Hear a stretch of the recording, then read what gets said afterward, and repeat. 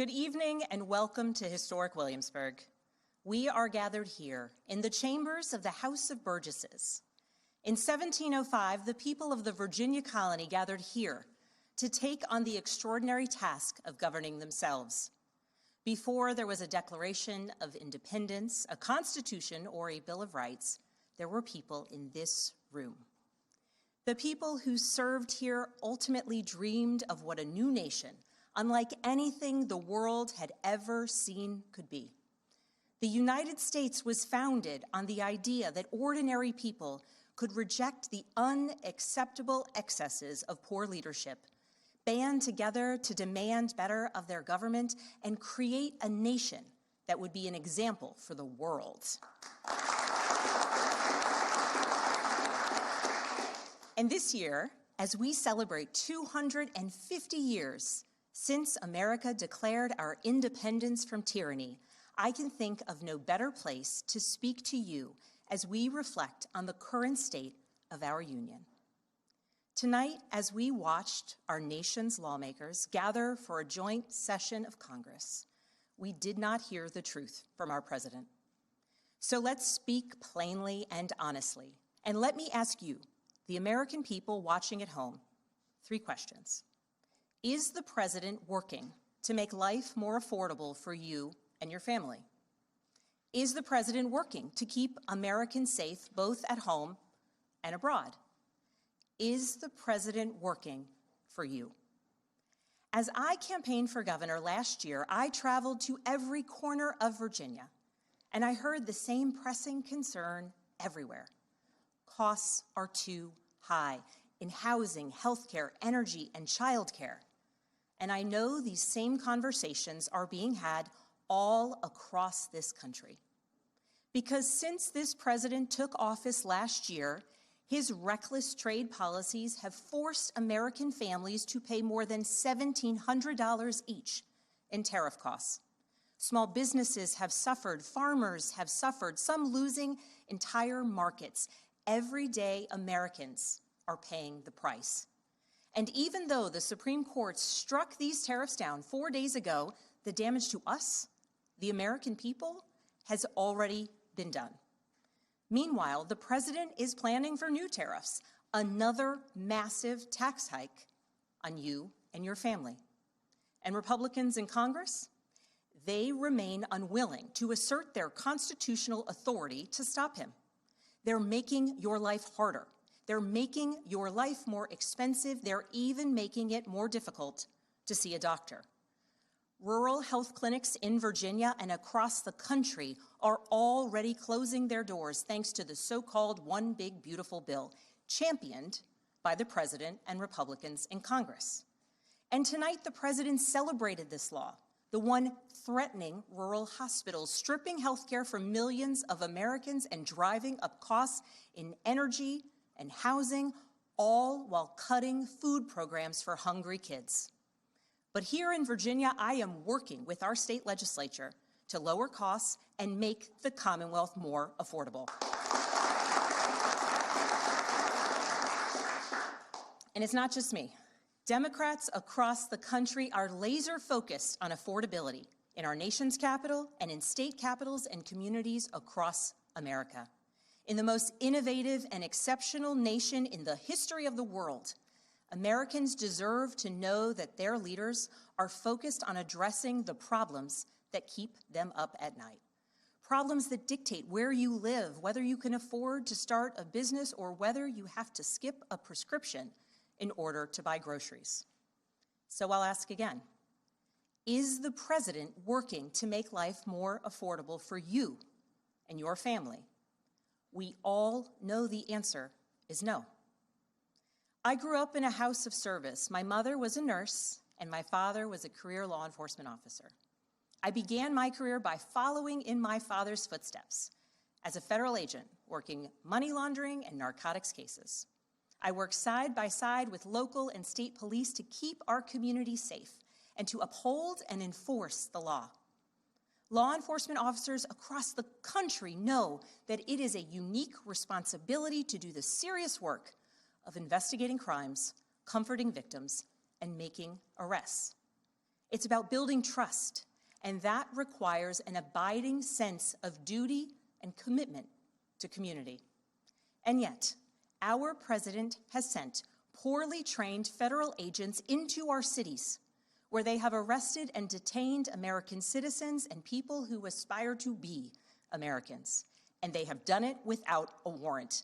They have ripped nursing mothers away from their babies. They have sent children, a little boy in a blue bunny hat, children to far-off detention centers, and they have killed American citizens in our streets.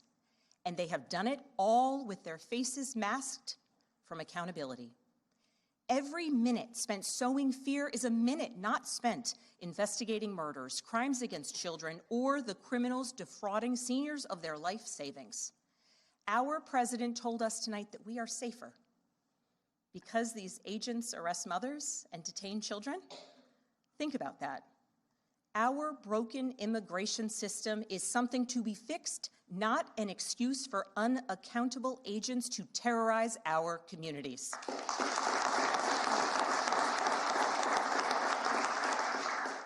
After working in law enforcement, I continued my career of service as a CIA officer, working undercover to protect the United States and our allies from global threats, terrorism, nuclear weapons, and the aggression of adversarial nations around the globe.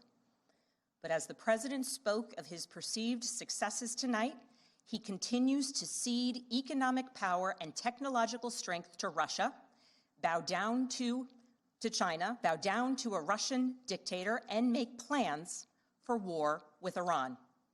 Here's the truth. Over the last year, through DOJ, mass firings, and the appointment of deeply unserious people to our nation's most serious positions, our president has endangered the long and storied history of the United States of America being a force for good.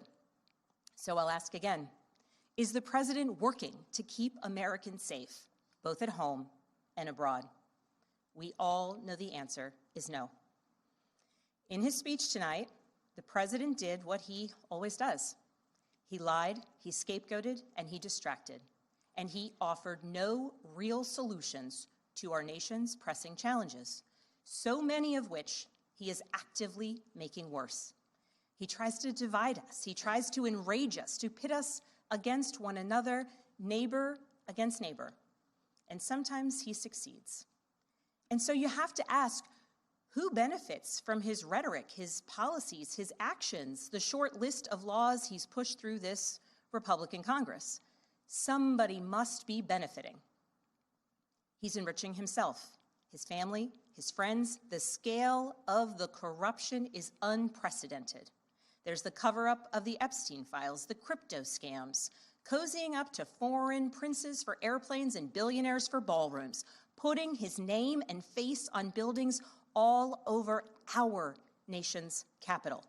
This is not what our founders envisioned, not by a long shot.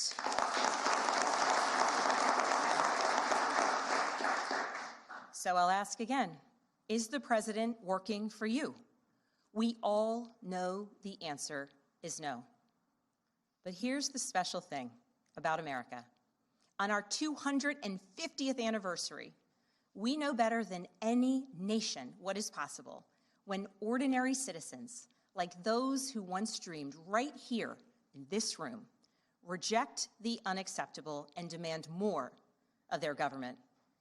We see it in the determination of students organizing school walkouts all across the country, whose voices are becoming so powerful that the governor of Texas seeks to silence them. We see it in the bravery of Americans in Minnesota standing up for their communities, from peacefully protesting in sub-zero temperatures to carpooling children to school so that their immigrant parents are not ripped away from them in the parking lot. As a mother of 3 school-aged daughters, I am inspired by their bravery, but I am sickened that it is necessary. And Americans across the country are taking action. They are going to the ballot box to reject this chaos. With their votes, they are writing a new story, a more hopeful story. In November, I won my election by 15 points.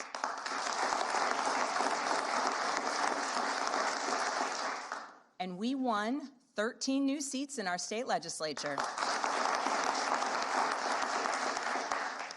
Because voters decided they wanted something different.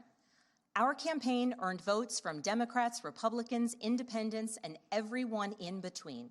Because they knew as citizens they could demand more, that they could vote for what they believe matters, and that they didn't need to be constrained by a party or political affiliation. This is happening across the country. New Jersey elected Mikey Sherrill as governor in a double-digit victory. Democrats flipped state legislative seats in places like Georgia, Iowa, Mississippi, and Texas. The list goes on and on. Ordinary Americans are stepping up to run in the spirit of our forefathers. They are running to demand more and to do more for their neighbors and communities. I know this story well. I first ran for office in 2018 alongside dozens of other Democrats who did the seemingly impossible, flipping 41 seats in Congress.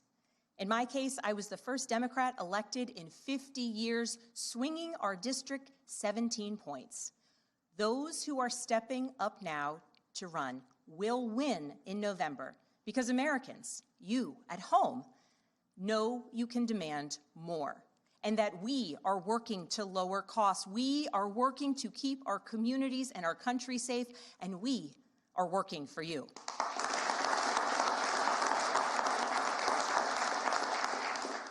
In his farewell address, George Washington warned us about the possibility of, quote, cunning, ambitious, and unprincipled men rising to power. But he also encouraged us, all Americans, to unite in a common cause, to move this nation forward. That is our charge once more, and that is what we are seeing across the country. It is deeply American and patriotic to do so, and it is how we ensure that the state of our union remains strong, not just this year, but for the next 250 years as well, because we, the people, have the power to make change, the power to stand up for what is right, the power to demand more of our nation.